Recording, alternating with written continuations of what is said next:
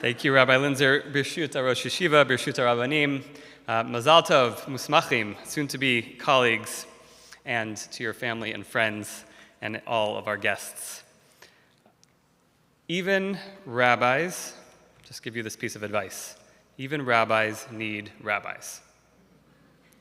And sometimes a rabbi's rabbi is not a rabbi. In 2008, 2 years into Smicha, I met Miriam Schacter, who joined YCT as part of the pastoral counseling department. And very soon, I realized three things about Miriam. First, she knew rabbis. Miriam's family is filled with rabbis who have made and continue to make an incredible impact on the Jewish world. And she was at ease in the halls of YCT and able to see us, and to our great delight, our teachers, as actual, real people. Second, Miriam cared, and cared deeply. Now, everyone at YCT cares, and they usually show this caring with hugs, but Miriam's caring was different.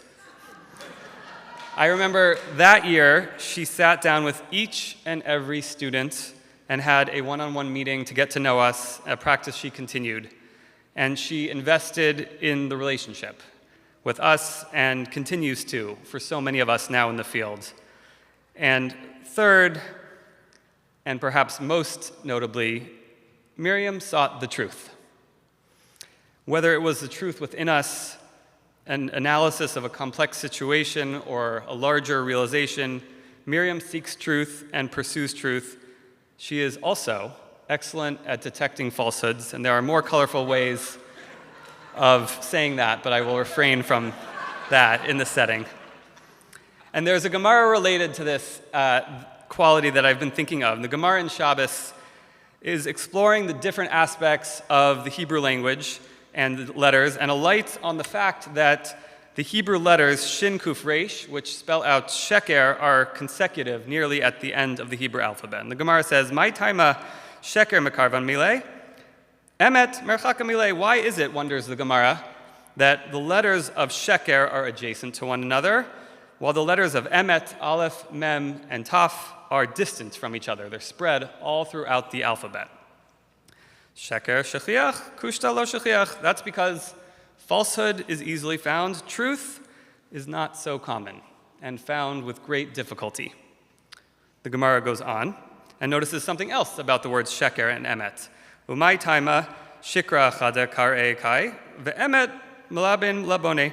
And why is it that if you think about the letters of Sheker, the Shin, the Kuf, and the Resh all stand on one foot, and the letters of Emet are on bases that are wide like bricks? Kushta kai, shikra lo kai. Because truth stands eternal, and falsehood does not stand eternal. And the Gemara here, I think, is highlighting two aspects of the search for truth, which is its difficulty and its durability. It is hard work to uncover the truth and the deepest truths.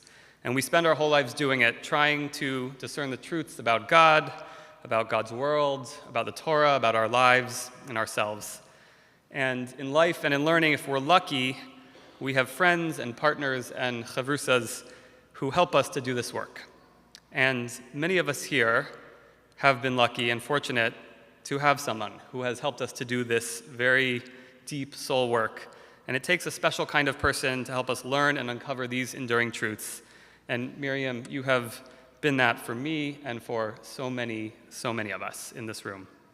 I want to thank you on a personal level for being there for me to celebrate my successes and to console me when I've struggled. And throughout many years and many ups and downs, you have been an incisive voice of clarity, of kindness, and of encouragement. And at this time, as Rabbi Linzer said, we want to take a moment to celebrate you and to thank you for all the work you've done at YCT these past 16 years. We're not fully saying goodbye today. You don't get off that easy.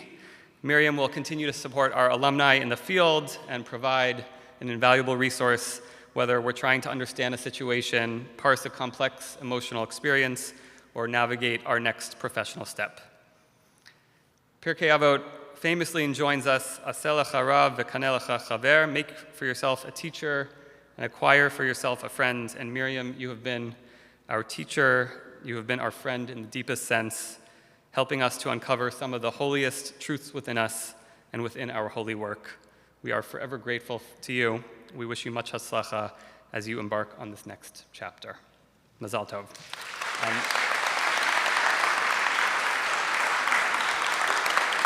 And we want to invite you up. We have a special gift for you.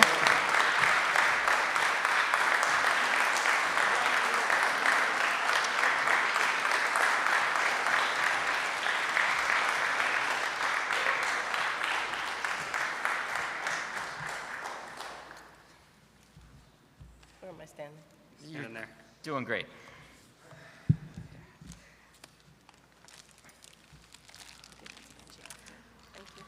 This is a paper cutting that we commissioned for you with some very specific additions, and I'll just point a couple of them out right now. The words say Yishalem Hashem Pa'olech, which comes from the book of Ruth, which we'll read next week, and basically says that God should repay you for your kindness and for your works. And when we speak about those works, those deeds, some of which we just heard about right now from our Rosh Yeshiva and from you, Rabbi Aaron, I'll point out a couple of things in here. Your love for music, your love for Torah and YC, Torah specifically, your love for children and the grandchildren that you'll get to spend more time with right now. And somewhere in here also, there was hands. Yeah. There they are, because you've spoken so much about your creative side, something that you love to be involved with. And so we hope that this is something which continues to remind you of our love for you and to remind you to keep enjoying these things as you can continue to impact us here at YCT. Thank you.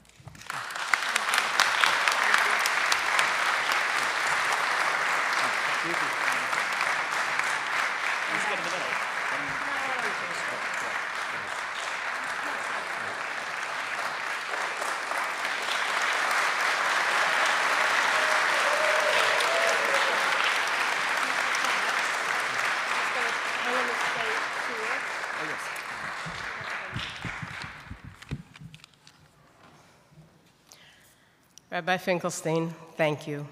Thank you for your magnificent, beautiful, heartfelt words. This is a moment of hakarat hatov, of gratitude for me. Thank you, Rav Avi.